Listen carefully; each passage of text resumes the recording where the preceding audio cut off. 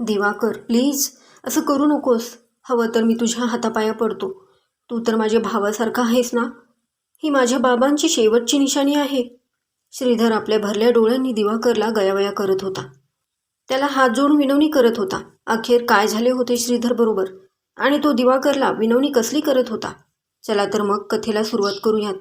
पण कथा सुरुवात करण्यापूर्वी एक विनंती.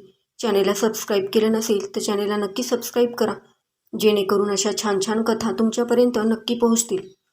श्रीधर हा अत्यंत साधा सरळ माणूस होता, जो एक छोटीशी नोकरी करून प्रामाणिकपणाने बायका मुलांसह आपला संसार चालवत होता.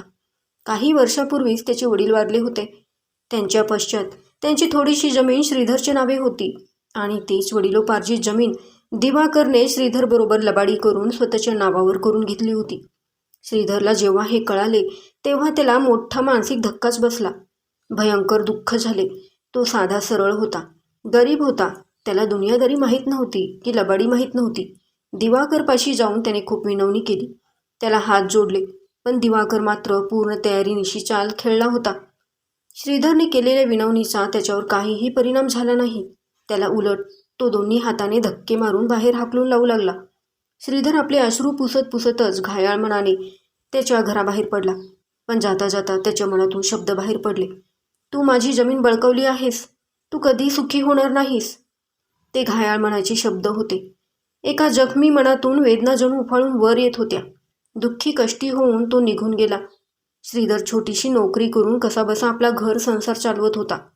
पण जेव्हा कधी त्याला जमिनीची आठवण येईल तेव्हा एक विलक्षण वेदना त्याच्या मनाला घायाळ करून जाईल. तिकडे दिवाकरने श्रीधरची जी जमीन बळकावली होती त्यावर एक छोटा प्रकल्प चालू केला. बघता बघता तो प्रकल्प वाढू लागला. दिवसेंदिवस त्याला आता नफा मिळू लागला. पण म्हणतात ना, व्यक्तीला आपल्या कर्माचे भोग कधी ना कधी भोगावेच लागतात आणि हा निसर्गाचा नियमच आहे. दिवाकरच्या जीवनात अचानक संकटे येऊ लागली. अचानक एका मोठ्या आजाराने तो ग्रस्त झाला. मोठ्या मोठ्या हॉस्पिटलमध्ये इलाज करून सुद्धा काहीही फरक पडत नव्हता.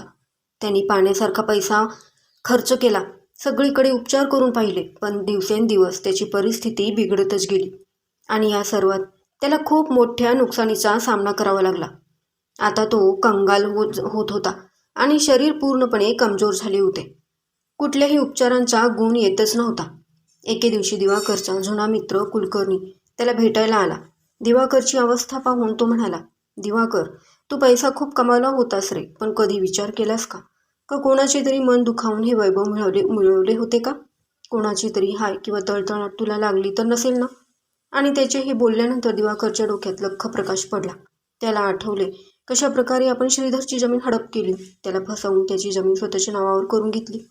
कर्माची फळे याच जन्मी भोगावी लागतात हे त्याला आता उमजू लागले होते.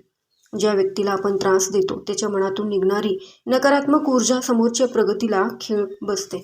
मग ते शारीरिक, मानसिक किंवा आर्थिक नुकसान असो. कोणाच्या हक्काचे हिरावून घेणे कधीच सुखावह ठरत नाही. दिवाकरला आपली चूक उमजली. त्याने तातडीने पुणे गाठले आणि श्रीधरची माफी मागितली. त्याच्या हक्काचा वाटा त्याला सन्मानाने परत केला. तेव्हा कुठे दिवाकरच्या मनाला शांती लाभली आणि आश्चर्याची गोष्ट म्हणजे काही महिन्यानंतर त्याचा आजार हळूहळू बरा होऊ लागला. जेव्हा एखाद्या निरपराध व्यक्तीचे मन अतोनात दुखावले जाते तेव्हा तिच्या अंतरातून जी ऊर्जा बाहेर पडते, जी तळतळाट लागते, ती ऊर्जा समोरच्या व्यक्तीचे सुख समाधान हिरावून घेऊ शकते. आपण किती खरे आहोत, किती खोटे आहोत हे आपला अंतरात्मा जाणत असतोच. कोणाचे मन दुखावणे हे पापासारखेच आहे. आयुष्यात प्रगती करायची असेल तर लोकांची तळतळाट घेण्याऐवजी त्यांचे आशीर्वाद मिळवण्याचा प्रयत्न करा. तर मित्रमैत्रिणींनो, तुम्हाला ही कथा कशी वाटली आणि तुमच्या आयुष्यात असा अनुभव तुम्हाला कधी आला आहे का? कमेंट्समध्ये नक्की सांगा. कथा आवडली असेल तर चॅनेलला सबस्क्राईब करा, लाईक आणि शेअर करा. तर भेटूया पुन्हा एका नवीन कथेसोबत. कथा ऐकल्याबद्दल खूप खूप धन्यवाद.